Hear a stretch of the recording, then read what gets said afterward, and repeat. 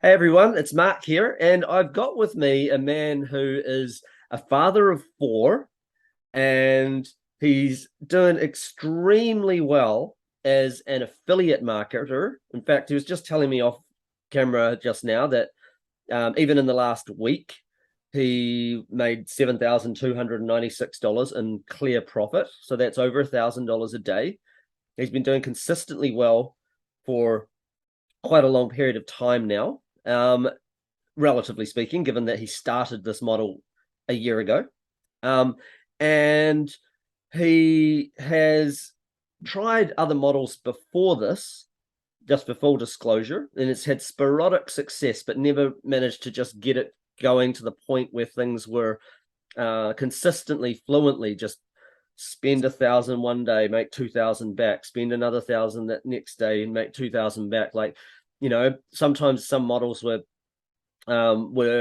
sporadic success, but just didn't quite get over the line into consistency. And now he's doing extremely well with this particular model, which involves doing YouTube ads. It involves using AI to generate the YouTube ads. It involves promoting affiliate products and earning commissions, which means that he doesn't have to deal with any shipping, any customer service. He doesn't have to create the products, and if a product stops converting well, he can switch and promote another product. So that, there's a lot of advantages there as well. So without further ado, I want to introduce you guys to Brian. Welcome along. Thanks. It's great to be here. I've seen your emails in my inbox for several years now, so it's nice to finally talk to you. Glad to be here. It's great to talk to you too, and I'm sure a lot of people are going to find you quite inspiring as well to hear from, because it's not like you're an overnight success. I think it's more like you put in a lot of work over a while in order to become an overnight success. Like you tried other models, you really gave them a good go before Mhm. this one, and it's not that other models don't work, it just wasn't working for you at that point in time. Or it wasn't too bad. You'd made some money, right, with say Facebook ads, stuff like that, but it just wasn't where things got to now. But it didn't stop you from going, you know what, I'll dovetail across and try Keegan's approach to the Mhm. um, YouTube stuff. And what was it that attracted you to wanting to have a go at this particular model of affiliate marketing before we get into some tips for people? I think the biggest thing was, well, affiliate marketing in general, just because you don't have to deal with the business side of it. I do own my own business. I have some franchises, and they're local to my cities and various cities around my house, Brilliant. around my hometown. And I do all the work, obviously. The everything, the accounting, the marketing, the actual service part of it. It's a lot of work, and that's what makes this model awesome. You just do the marketing. And if you focus on that, like it's your own business, you'll get there eventually. That's the great thing about it. You pick the product you want to market, pretend like you actually made that product, and then go after it like you want the money. You can have some success. Well, when you think about it, if you go into a physical store and you see that they have hundreds of items on the shelves, do you think that they manufacture every item that they sell? I would say the majority of physical stores, anyway, Mm-hmm. they're like an affiliate in a way. I mean, I know that Right. they've probably bought a lot of stuff in bulk and they sell it, but essentially they're a middleman for something that someone else creates. And as an affiliate, it's the same thing. Instead of having to make a product, formulate it, ship it out, all of that sort of stuff, come up with your sales copy. Instead of having to do that, someone's already done that part, and they're paying high commissions. And you're not limited to one product. If you want to promote 100 separate products, you can. I'm not saying you will promote 100 separate products. If one's going super well, that's all you'd need. It's Mm-hmm. But I'm saying that that possibility is there, and it can be done much faster than trying to build and grow a lot of a product range yourself. I know personally, my first $450,000 on the internet was made as an affiliate before I ever made any of my own products. Mm-hmm. I play both sides of the fence now, and but you don't have to. I know other people that do better than me that are on one side of the fence, either as a product owner or as just an affiliate, and never get into making their own products and still making well into the tens of millions per year. So like the growth potential is huge, but Hmm. also for some people it's a side hustle. They go, I'd be happy if I just made an extra 1,000 a week on the side. But as what's happened with you, quite often that side hustle turns out to be quite a lot. Um, those that Yeah. make to 1,000 a week quite often make it to 1,000 a day, as where you're at now. Yeah. Um, how difficult was it to go from 1,000 a week to 1,000 a day? Um, I would say not that difficult. It was the biggest. I remember my first sale, and just like it hits you like a bolt of lightning. You're just like, it worked. Right, And I paced around the room a little bit, and I was like, man, I could make this work. I could make this work. And that particular campaign, it sold, probably it was something like that. Let's just say it was $100 a day or something like that for a couple of weeks. And I scaled it a little bit, and then it kind of died out.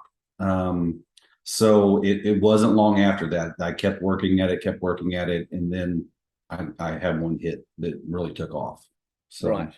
And I think that some people, to be honest, I think certain campaigns, it's not if it's like that, they haven't really died out. It's that there was a little bit of luck at the start, and the true rate of conversions was realized later on. So sometimes you find that, um, let's say, I'll just make up a number. Let's say you're spending $100 a day and you're making 200 a day back early on. But mhm, sometimes when enough money's been spent and enough of Google's audience is now getting accessed, or YouTube's audience, which is owned by Google, has been accessed, you realize that the true rate of conversions is actually for every $100 spent, you're making 75 back. It's just that, it's quite easy. There are sometimes there's outliers or there's a little pocket audience that converts really well, but when YouTube tries to expand wider, it can't find that level of conversions elsewhere. And right. what you're looking for is that ad where by the time you've spent a few thousand on it, it's still making, say, you spend 1,000, you make 2,000, you spend 1,000, you make 2,000. Then that's the true rate of conversion now. That's the true rate across wider audiences. YouTube could show that ad to anybody, say, it can figure it out. It might go, well, people that are aged over 55 that live in a rest home, they will buy it. People that are aged over 50 that are actively trying to lose weight will buy it. People that are over this certain age group that are, X, like are diabetic, they will buy it. And all of a sudden it's working for all these wide audiences that YouTube has. And then that's how you can spend thousands of dollars a day. So, I'm just saying this because I think that some people think that their ads stopped working. It's not so much that, it's just that they just found the true conversion rate of the ad, and now they know, okay, well, I was almost there, but I wasn't quite there. Because you Right. just said that you worked with that ad, did you? And you made that one work by doing changes to it. It wasn't so much that you had to Yes. completely overhaul and start again. Well, that was one. So that was one product that I was trying to make work, and I think my ad, just like you're saying, it wasn't. It never got to where it needed to be. It wasn't good enough yet. Yeah. And then I heard about another product that was coming along that actually had just got to the top of ClickBank, and I went after that when I used their copy with this script generator, following everything in the course, and that's when it took off. That's when I Brilliant. that's when I started having really good days. You know, that's also something that's pretty interesting also. Like that shows, like if that product was at the top of ClickBank, because some people worry about saturation, Hmm. and if a product at the top of ClickBank, which will be the most saturated product there is, and you can go in there clearly later than most people, because a lot of people got in there before it made it to the top, right? Because that's how it got to the top. And you Right. can still end up making really good money with that. Clearly, That's that just it helps address that saturation concern, because people don't realize just how many billions of visitors and how big the world is, and how little any one advertiser can access of that audience in any given week or month. And also, there are hundreds of products. I mean, people are promoting products that are number 150 on ClickBank, not even number one. And it's not just ClickBank. In fact, I think about half of the students of this model are promoting products that are off ClickBank. They're on different networks and are doing extremely well. So there's a lot, not just in terms of if you want to go after the most popular product you can find, there's not really an issue. The model works. Or if you want to go after a more kitschy product, but it has a wide audience appeal, like it still fits the criteria, then clearly that's still working very well for a number of people too.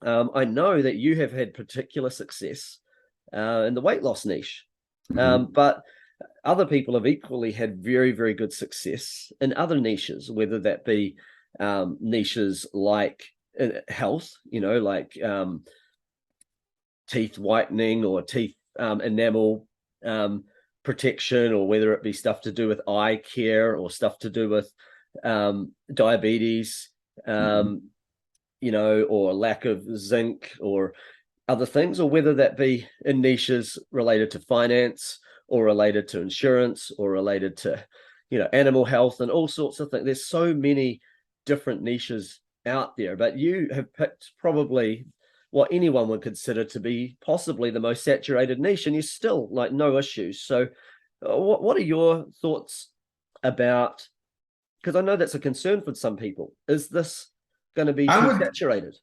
Yeah, saturation is a thing. You hear a lot of affiliates talk about it. My experience, though, after I started making money, is that you just want the offer that converts. There's some offers that you gravitate to yourself. Like if you're watching the VSL and all of a sudden you get this feeling like, I'd like to buy that. That sounds good. You naturally gravitate towards that. And if that's one of the ones that's already at the top of ClickBank anyway, it just seems like it makes it easier to sell. You know that it converts. You absolutely know that it converts. It would not be on the first page if it didn't convert. And it's just a matter then of finding the right ad and letting Google build up enough data to find the right audience for it. And that's what happened to me. That's awesome. Now you use the script generator, and then Yes. you I'm guessing that you make your own little random changes, because you're gonna in the program you get taught exactly the psychology of why the script's written in a certain way and how to modify things. So I'm guessing you put your own little spin on it.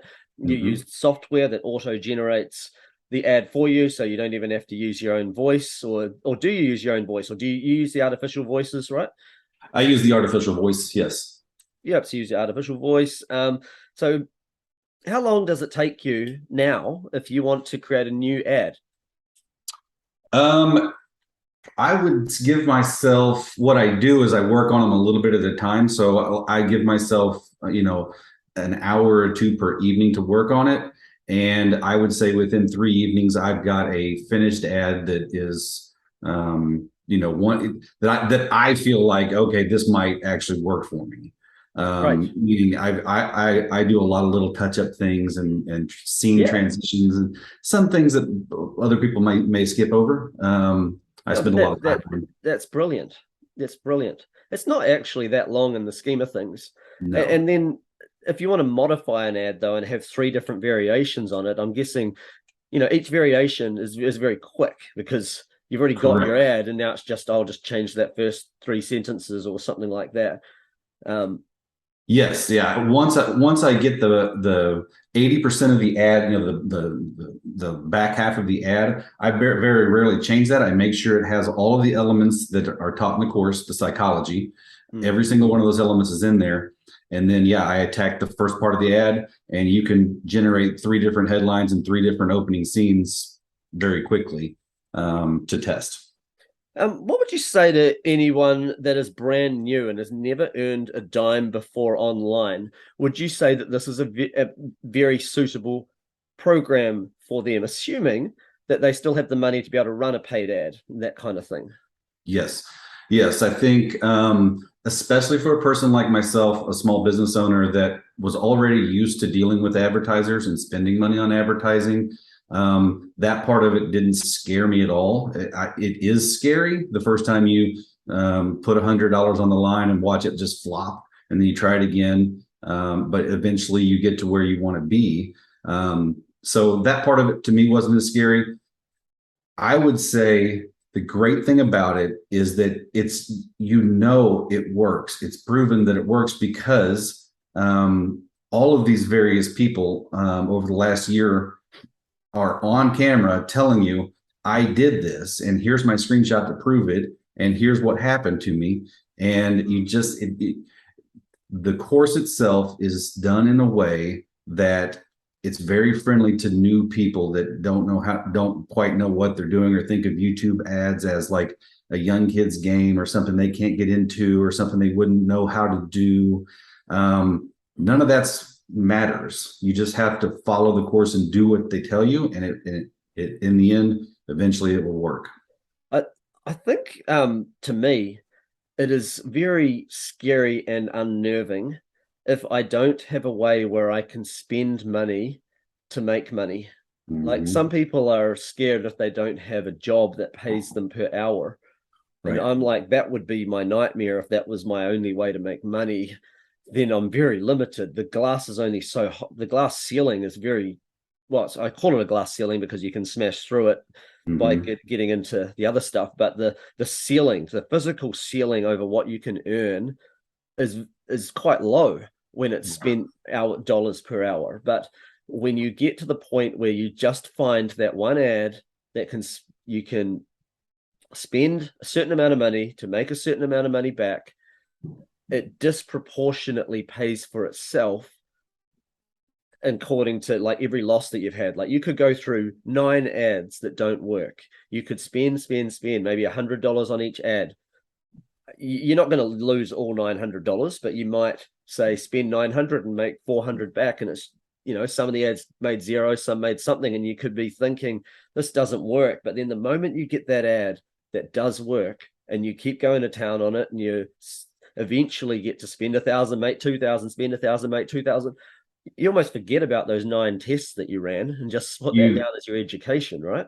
you completely forget about it. I mean, honestly, like I said, I'm kind of a pacer kind of guy. My dad actually used to pace around the room. I do the same thing whenever I'm thinking hard, or whenever I want something, there's something I want to get done. I was pacing back and forth in my basement, and all of a sudden, I look up, and there's like 4 or 5 sales. And then each day that went by, it kept getting better and better and better. And I was adding money to it, adding money to it, all the way up. And this went on for a couple of months until my wife couldn't believe it. My wife asked me if it was Monopoly money. She's like, "What are you doing? Is this like Monopoly money?" It Like, feels like no, it, doesn't it? it does feel like it. I'm like, that's real money right there on the screen. And I mean, honestly, like the relief and the happiness when I got to some of my biggest days, I just couldn't believe. I just stare up at the sky, and stare up the window, look up at the sky, and I couldn't believe it. Um, But it's really exhilarating. why would YouTube and Google, by extension, be, a multi-billion-dollar company if their advertisers were not making money? Right. Because their There. advertisers cannot be spending thousands a day if they are not making money. They stop after a very small ad spend, and that would be the end of it. And not only that, Google really, really, really wants your money. Every time you're running ads, they're telling you to spend more, spend more, spend more. Even if the ad itself is not doing well, you end up having to kind of ignore their advice a little bit, and just you do what's right for you, obviously. But as a business partner, they want you to succeed and spend money. They tell you when you're not doing well by just they either won't spend the money, or they you can just see it in the results and the stats. They give you clear indications. Yeah, this isn't a very good ad. But when you have a good ad, they're like, please give us more money, and we will show this ad to lots of people. I think also people underestimate how good Google is at finding your customers these days anyway. Because and when I say Google or YouTube, I'm just interchanging because Google owns YouTube, by the way, guys. Um, They have a lot of data points on each person, a Mm-hmm. lot. They know what each person has searched for in the past. If somebody has searched for, I'll just make something up. Let's say somebody has searched for dog training advice, anything, stuff to do with dogs, then, you're going to start seeing dog food ads or dog training ads, even if you're watching a video all about Darth Vader or something. Mm-hmm. They know, even if you haven't been what even if you're not on a dog training channel, is what I'm saying. Yes, Right.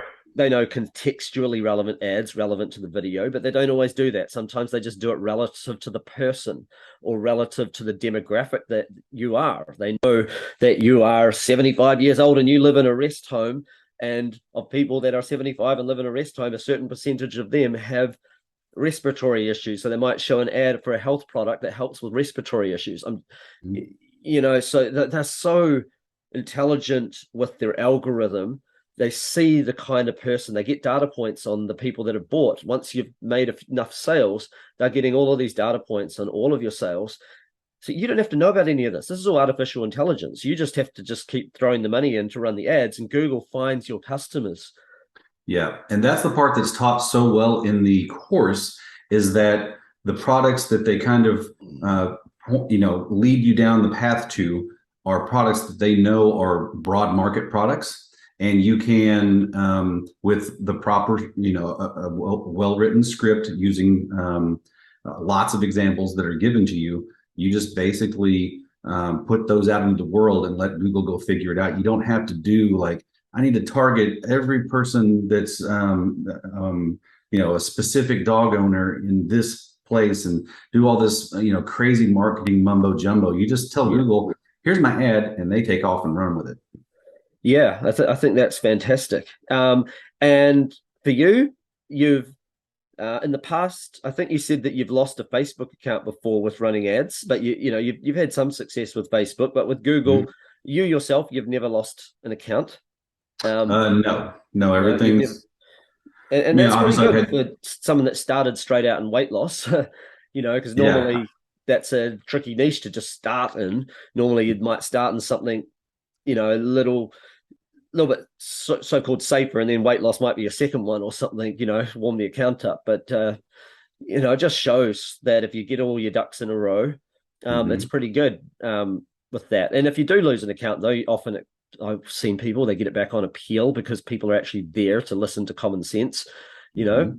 Mhm. Um, and yeah, I mean, I think that's also really good for people to know. It Have you is. got any Yeah. tips for Google. people that want to get involved in this model, especially if they're starting from scratch? Tips. If number one, do what's in the course. Don't vary from it. Don't try to go outside of the color outside of the lines. I'm an IT guy. I did a lot of coloring outside of the lines. I understand tech really well. Doesn't mean that, and that does not translate to mean that I'm a good marketer, right? I just understand tech. Mm. Um, and so I had to become good and learn the marketing side of it. And that's really what's taught to you in the course. That's the great thing about it. So the tech side of it is, hey, put this thing, do that thing, make sure you do this and make sure you put that there, and then you're done. Everything else is focused on it. How do you sell a product? How do you sell this with the right psychology and the right video and make it work? Okay, so for somebody who has perhaps not even seen a workshop with this, and that's probably where you started with it. You would have seen a workshop with, say, Rob and Keegan and or Chris or one of the guys involved in this model. Mm-hmm. What would you say to someone that's considering joining a workshop, particularly if maybe they've never even earned a dime before online? What would you say to them, wanting about whether or not they should check out this workshop? I would say absolutely do it. If you're even remotely interested in business marketing or a side hustle, online business, 100% the community, the calls they do weekly. I attended all of it. I definitely, the investment is like to me, it was just I I can't even remember thinking about the money. I was just like, I just want to know. and I want to be able to try things that will work for me online. Mm. And it's paid off far more than any college. I went to college for IT. I what that led me to was a lot of hours sitting in a cubicle, a lot of hours sitting in the cubicle. Mm. And it paid off, obviously. I mean, I obviously make a good living with my IT, but Yep. nothing like this. No, I mean, people pay $1 million or more for a franchise business like a McDonald's or a Taco Bell or something so that they can spend money to make money, right? Right. But people are making more profit from this for Mhm. less than 0.1% of what they would spend on a franchise business over there. Yes. And with less stress, without employees, without all of that hassle. That's the beauty of automation and stuff being able to be done by software. Mhm. And and it's I think it's a wonderful model. And for anyone out there considering it, please join us for the workshop. The doors do not open for very long. They'll be open on the workshop, but as many people know that missed out last year, they don't open for long. Occasionally, they do a one-off opening for a private partner during the year or something like that, possibly. But pretty much when the doors are shut, they're shut. So join us for the workshop. If it's not for you, at the very least you'll know what you're turning down and say, "Oh, I get what this is, but it's not for me." But for many of you, you'll say, "I get what this is, and I see how that works now. And yes, that's something that I've been looking for." And if that's you, then you're not going to regret having joined that workshop. So I highly recommend that you join us for the workshop. And I just want to say a really big thank you, Brian, for being on this call because you've been very, very inspiring. Um, I just want to just ask you one last question because I'm kind of interested. Because you got 4 kids, a wife, 4 kids. Like, what does your family think of all this as this is all happening and not just happening for a short period? It's the heck, this is ongoing. This is a thing. This is a real business.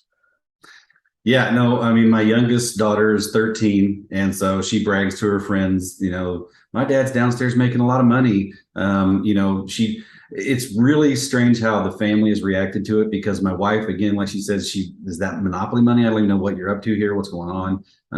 But she knows that I like this kind of thing and I always talk about it. So, she definitely enjoyed the vacations. I can tell you that. The points on my American Express card. We've gone to Mexico. We actually went over to Zimbabwe and Botswana, South Africa, and did a safari. Wow. It's something else. That's whenever you're running that much money through a American Express card, those travel points just start piling up, Right. and So it's, you it's have, I free mean, flights, right? it's So free flights. It's free flights, yeah. hotels. It's awesome. Yeah, we do the same. Yeah. That's awesome. Oh, Yeah. well, thanks so much. Very inspiring. And I hope to have you again on another call someday in the future. So thanks, Brian. And for everyone watching, take action with what you learn and see you next time. Bye All for right. now, everybody.